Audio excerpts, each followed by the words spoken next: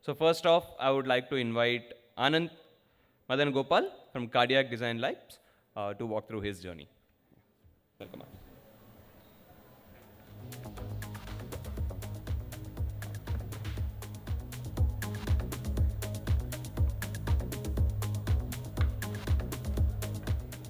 Hello. Hello.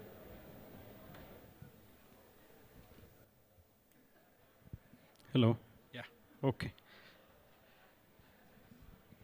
So my name is Anand. I represent a company called Cardiac Design Labs. So we'll start off bang with the demo before we get to things. What you're seeing on the screen is actually my vitals, my ECG, my SpO2, respiration rate, body temperature, and BP. Okay. All of these are coming off this small device that I'm wearing in the center of my chest. Okay. This is strapped on, not with electrodes, nothing complicated. It's just a Velcro that is going around my chest and put on, and a finger clip. In this device, what you see here matches an ICU monitor. It's proven that this will compare with the GE Draeger or the Philips ICU monitors that are traditionally used in regular ICUs. So it's not a general smart device, it's not a watch, it's not one of those contactless devices that questionable data is produced, but this is actual accurate ICU quality data. And this is something that we've taken to market, and it has tremendous impact. I'll show you some of those as well. So what you're seeing is actually a dashboard of live patients being monitored at multiple hospitals. Okay? So Ajax, my colleague, will open one of them. So this is, I do not know where is this? It says Apex Hospital. It's somewhere in North India, but this is a live patient coming off a particular ICU. So what happens here is, we're talking about a small hospital in a rural setting or a town setting, even in a city, suburban, which does not have intensivists or cardiologists there. If a patient comes in there and is in a critical condition, they need to deal with that patient. If they strap on Padma Vitals on, that's the name of the device, he or she from there can call to a specialist at a district hospital or a central hospital and say, I have a patient I want you to look at. All they need to do is get to the dashboard, open it up, they'll be able to look at that patient. So as good as standing next to the patient in an ICU, this person will be able to get live data and then talk to the nurse who's called her and figure out what to do. The next course of actions are very simple, very quickly. Let's say he would like a consultation on this patient. You could have a third person log in from a different city and go to the same patient live. Multiple logins to the same patient is possible. So what we're talking about now is, it's not just the ability of a device being used in a small hospital, but the experts are also bought in there. That's the powerfulness of this solution. Okay? So very quickly on an introduction, we're a company that has been around for some time. The solution that you see, the algorithms, the communication protocol, the user interface, all of it is built by Cardiac Design Labs. These algorithms are not simple. They are fairly complicated ones. It can do full ECG analysis, SpO2, the pure sensor data is analyzed, and the range start from 70% all the way up to 100%. We were one of the few first ones to come out during COVID. So this has been tested extensively on COVID patients during that time. So this is our platform that actually runs this entire set of devices and the protocol that you see. So ECG is something that we've built on what is known as a Holter analysis. This is a powerful ECG device that is for long-term analysis of patients with palpitations and fatigue and things like that. That is also, that's part of what we call the sure beat. And the PPG is the SpO2. The BP is a very interesting one. See, you see, I'm not wearing any cuff, which is typically what is done with the BP. The BP comes off this. So it's a machine learning algorithm that extrapolates the pulse pressure on my finger to my heart pressure. So the blood pressure has actually picked off this. It's a fairly interesting algorithm, and it's the first product out that actually works with pulse pressure and pulse volume. So we'll go on. So this is the architecture that we run. So we have hospital ICUs, PHCs, remote cams, ambulance. All of it is fairly simple. So the device I'm wearing is slightly different from another one where you can actually put the electrodes like you do in ICU. This is specifically designed for home use. Elderly patients can put it on. If you have a chronic patients which have regular monitoring to be done on, very easy. You just strap it on. You can have your consultant come online at a regular interval, maybe weekly, or even daily, based on the need. They can get login. And that is how the system hosts. So you have central monitoring in a hospital where the nurse sits at her desk, has a large monitor that displays grid of patients on her floor. So he or she is not going up to every patient and collecting vitals. The vitals are all logged automatically, flagged. There are boxes that appear like you saw earlier. The red ones are ones she needs to attend to first. The yellow are the next level. The green is absolutely fine. The patient is doing fine. So what happens is the management at a floor level itself becomes very efficient. So this is our deployment scenario as of today. So it's been a couple of years since we have launched this solution. These are some of the patient demographics. So it's okay. So there's another interesting thing I wanted to show you here.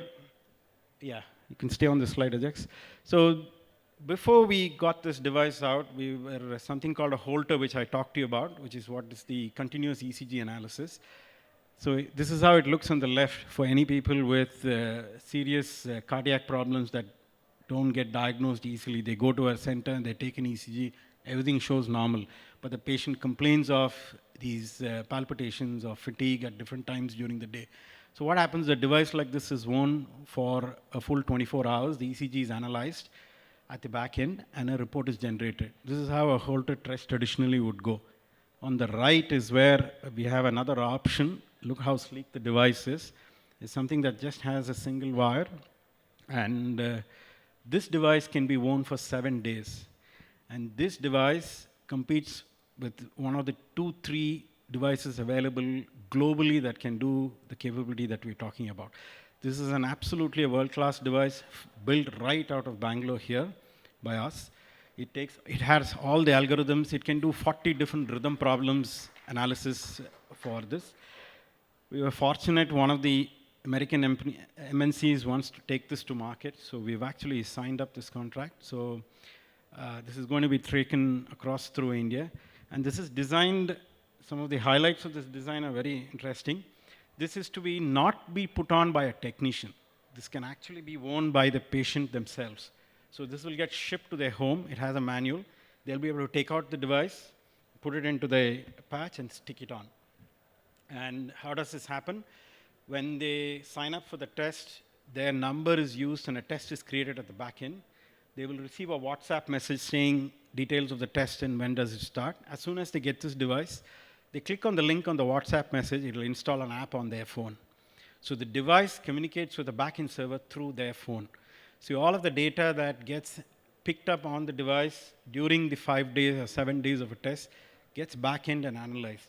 It's as real time as it gets because it has an accuracy of 20 seconds of data that can be. So anything, even if a real-time service can be picked up, this can be done so with this device.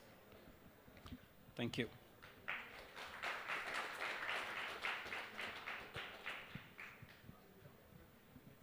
Q&A? Yeah, thank you so much, Anand. I think we have a couple of questions we'll take and then, in the interest of time, we'll move on.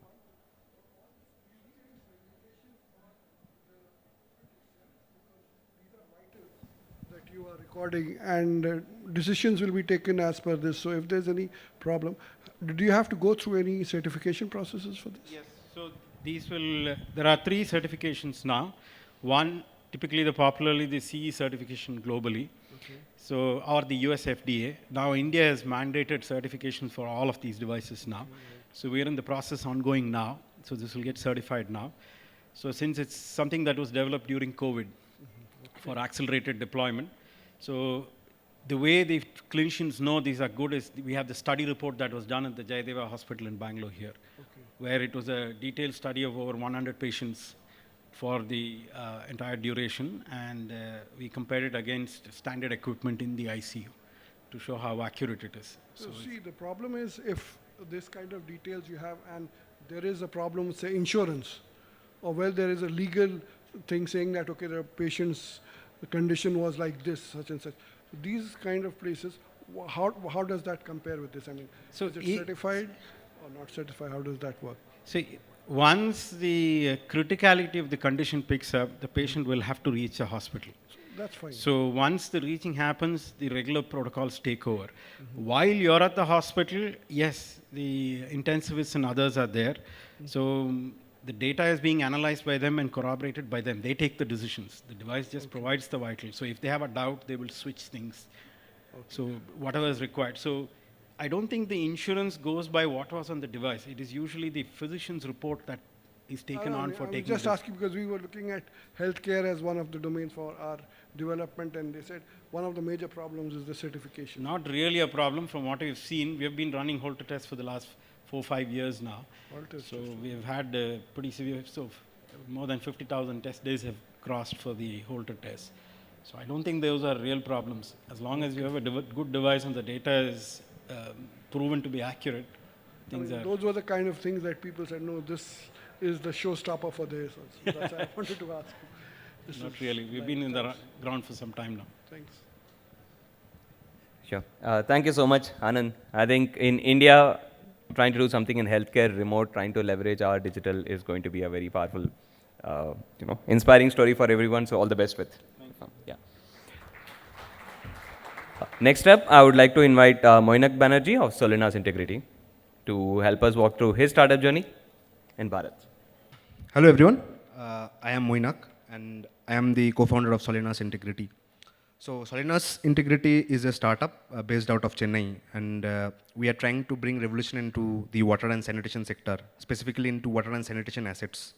Water and sanitation assets, as I mean, is water pipelines, sewer pipelines, manholes, septic tanks. So if we see this sector specifically, the water and sanitation sector, there has been not much technology revolution compared to the other sectors in India. And we in Solinas, we are trying to bring revolution into this sector by bringing robotics and AI into this sector. So about my journey, as I said, I am Moinak and I was born and brought up in a small city called Durgapur in West Bengal, and I did my schooling there. And when I was doing my schooling there, I think I had a problem. I faced a problem multiple times. Was the problem of interrupted water supply. I think a lot from this hall, a lot of us from the hall can connect with that.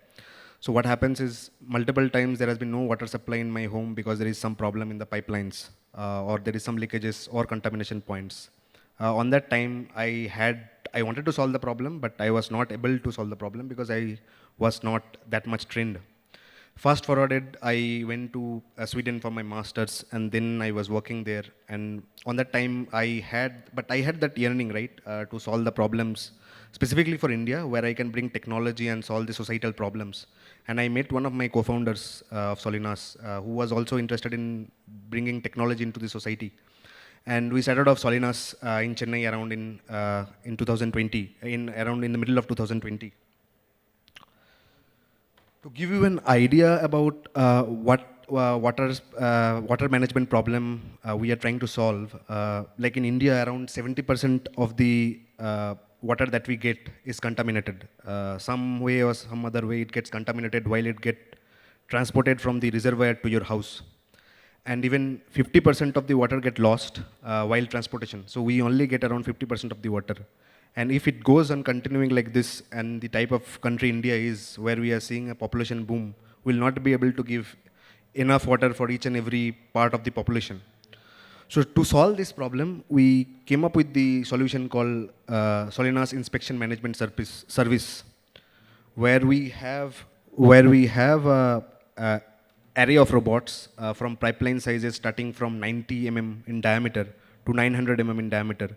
What we specifically do is we go inside the pipeline, the robot goes inside the pipeline, collects the data about the pipeline, anything which help us to find out the position of the leaks or any data relevant to relevant for us, which helps us to find out the life of the pipeline.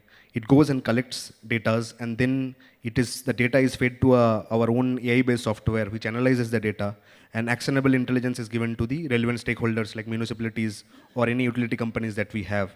And that data then is provided to a dashboard within 2 to 3 hours of inspection done.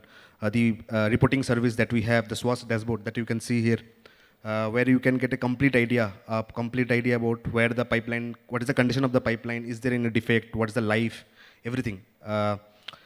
So yeah, about the robots part specifically, the robots part is the robot which is 20% of our solution. One of the robots you can see here, where we have the smallest robot for pipeline sizes of 90 mm to 150 mm. And I'm proud to say that we are the only company in all over the world who can do inspection in these small sizes. And for India specifically, this robot is designed specifically in Indian market, because in India we have a pipeline sizes, majority of the pipeline sizes is from 90 to 150 to 200. None of the robots which is available in the US or Chinese market who caters to these small sizes of pipelines. So that is the reason we do not, though we have solution abroad also, we cannot bring the solution for the Indian market specifically. The other problem that we are trying to solve is as I said, we are a water and sanitation management company. We are trying to, in the sanitation side, we are trying to solve the problem of manual scavenging. Though it is banned by government around 4 or 5 years back, but it is widely prevalent in all over part of the India. And around 400 to 500 people die every year while doing manual scavenging. So specifically, we have a robot called Homosep, which goes inside the septic tank and eliminates the requirement of manual scavenging or human intervention. So what it does is, like, to give you an idea about what septic tank, why we need manual intervention was, so septic tank is something where you dump all your human excreta or urine, and over a period of time, over a period of 2 to 3 years, it becomes like solid stone. So any pump or motor will not be able to take those things out. You have to go inside, somebody has to go inside, dig things up and take out. Or the comparative solutions that we are there, like Super Soccer and something like that, which is around 2 to 3 crores.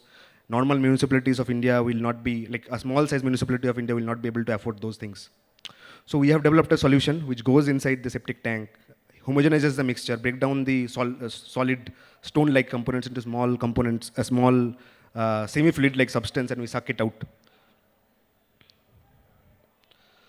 Talking about the impact part, for the water side, we have present in the market for the last 2 years, and we have been present in around 6 to 7 Indian cities. Currently, one of my operations team is solving the problem in Bangalore also, the clog point in sewer lines in Bangalore. I do not know if I can take the name rightly. I think it's Darsanahalli somewhere where they are working on. There is a big problem of manhole overflowing. So we have been able to save around 600,000 liters of water for every kilometer of inspection we do. And we have brought down the cost by 4 to 5 times, because we bring down the number of digs. So if you see in middle of a road, you will be seeing a lot of people digging. Municipalities stop the road, do digs, try to find out the pipeline, see where the leakage is or what is the condition of the pipeline is. After our technology intervention, the digs have become almost eliminated, or maybe 1 or 2 digs, where it was some 10, 12 digs for each and every kilometer of pipeline we used to do. For the septic tank robot that we have, we are currently working in the micro-entrepreneurship model, where we have partnered with the Safai Karmachari Andolon. It's a self-help group where we give the robot, to them, and we have already given around 5 robots. We have started deploying this robot from the beginning of this year, and we have been able to increase their revenue by 3 times and able to bring down the cleaning time for doing the septic tanks, cleaning manually the septic tanks by around 5 times. So other than that, we are also trying to improve our technologies in the process, specifically in the long-range pipelines inspections, like for example, the distribution lines which runs for 500, 100, 200, 300 kilometers, and where you cannot have that many access points inside the pipeline, where these type of robots cannot go. We are currently developing a solution which is a ball-like robot which goes inside the pipeline. You just drop in at one side, at the starting point, and collect it after 100 kilometers. What it specifically does is, it has acoustic sensors, and it will try to catch the leak signatures. If you have heard leak sounds, it will have a specific signatures according to the size of the diameter of the leaks it is, and it gives you data about what the position and the what is the position and the diameter of the leaks. But other than that, we are also trying to work on a lot about the data, because we have been doing inspection in different parts of India, right? Around for 6 cities we have been doing inspection, and we are generating a lot of data for the last 2 years. We are trying to see if we can use our current AI algorithms to connect some data points and see if we can predict leaks in future. Because we find out some interesting correlations between some of the factors like population density, inclination of the pipeline, which were one of the main reasons we see leaks happening. So yeah, so these are about what work we are doing. And thank you. If you have any questions, I can read it.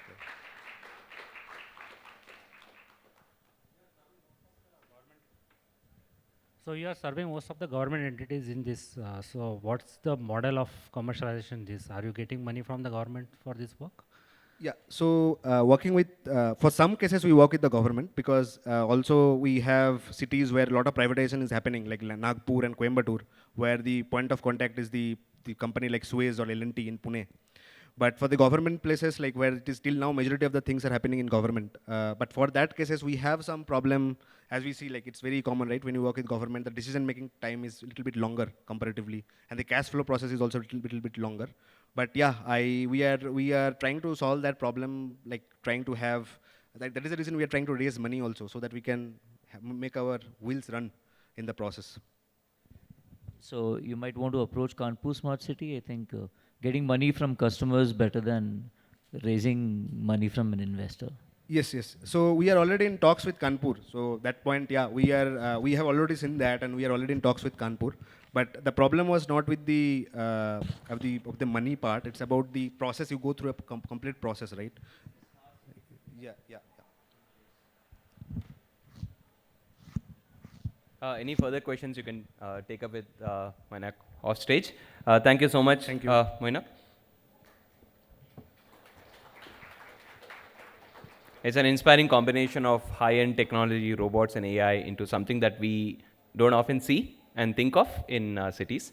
Next up, our last startup showcase for today, I would like to invite Vikram Gulecha from Oceo Water. Good afternoon, everyone. My name is Vikram. I pretty much come 20 years Bangalore, but then 40 years my family has been here. And we have seen a lot of landscape which has changed in the city. And one thing which always caught my attention was how lakes in urban bodies, lakes across are changing their topography or the quality of water which is getting changed. And I was always thinking, what is it we can do at Oceo Water? Oceo is a 5-year-old company. We work primarily in the space of digitalization in the water sector. And this is a new subject which we have picked up in the last 2 years. And we have achieved some amazing progress on how can we digitize water. And as my previous speaker said, I contradict with his belief, and I would say that India has a lot of water. I think the problem is with management of water. And if we can manage our water resources perfectly, I think all of us will have enough water 24/7. So certainly all of us would agree, most of us, I believe I can see a good number people have come from Whitefield, Electronic City, or Belandur kind of an area where we've seen water bodies are always at a risk. The risk could be either man-made or due to natural disasters. And I see if we can respond to the emerging problems in water at a very early stage, we can prevent damages. At least we won't see lakes catching fire in the future. I think Bangalore is Belandur has the only distinction that it is the only lake which has caught fire. Though fire and water seems to be opposite, but we have still achieved that. Currently in India, we see only less than 2% of lakes are monitored on a regular basis using the regular sampling methods, which physically someone would go pick a sample and come back. But this also happens at like about once a year or twice a year, but not often. We have started using satellite imagery to monitor how water quality changes in surface bodies like lakes, ponds, rivers can happen. And we see that this data can be made available to the civic agencies every week. That now you don't have to wait for an entire year to determine whether the lake was good or bad. The reason why we have chosen satellite imagery against the other traditional methods which can be available is that one, satellite imagery is guaranteed for the next 20 years at least, for the number of satellites which are up in the air. And for the new satellites which are coming in air, the revisit rates, like today we are able to monitor Nagarbavi Lake or a Heba Lake once in a week, we would be able to do that once in 15 minutes for the sheer number of satellites which will be going up across, sent by various countries. And also you can monitor thousands of lake at the same time. Like going physically to a lake once, you will be able to go, particularly in the traffic of Bangalore, maybe the next lake you will take about 4 to 5 hours easily to go to the next lake, pick up that sample from that lake, send it back to the lab. But here the processing can happen much faster. And certainly we can't replace the physical aspects what a lab sample can give, but we can really come closer that this lake is getting bad, and then the physical activity what needs to be starting there can be done by the agency. So what we are building under our initiative of digital water is a surveillance network which essentially can give a comprehensive and long-term picture of a water body status, and also a water quality monitoring tool where we can determine whether it is at par in terms of the environmental standards set by the government or by the neighborhood. This is Belandu's Lake, an image which we picked up. So the best part about satellite imagery is that you have images in the archive of last 20 years as well. So we can also check, go back in time and see how the lake has turned to be good or it has become worse over a period of time. Whether encroachments have happened and a lot of other data points which a physical sample cannot give. If you see this, the center, the one which I marked as Belandu Lake, which is having a little greenish color, and you would see that over a period, the green colors have become gray and the gray is becoming white. Now this white is nothing but the froth, which was one of the reasons of contamination. Contamination caused this froth and then this led to a fire incident. Now imagine if this can be predicted well in advance, that now the lake, this is how the lake's topography is changing and those damages can be prevented. Now this is just one lake. Bangalore, I was reading some history from the BBMP's office. I was told that Bangalore had originally about 2,500 lakes a couple of years back. Today we have only 207 lakes which are live. And we don't know if this count will become 180 in the next few years. So the attempt is that I don't know if we can go back and create 2,500 lakes again, but at least the whatever number of lakes we have, we should not reduce them further.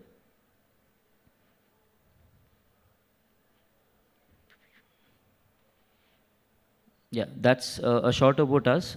We see satellite imagery can grow, has a lot of potential in building the digitalization water. One example, apart from the lakes, what we are also attempting to build is how we can help municipal corporations detect leakages in the water pipeline network. And our trials with the water supply board in Bangalore and in Hyderabad have proven to be great. That we are able to detect 8 out of 10 leaks which our software told them that this is where leaks are there. Now we're talking about leaks in a buried pipeline network without physically going on site. And we were able to get 8 out of 10 as a success rate to begin with. And I think with more and more working on pipeline network, we should be able to get even better insights on where the leaks can also happen in future.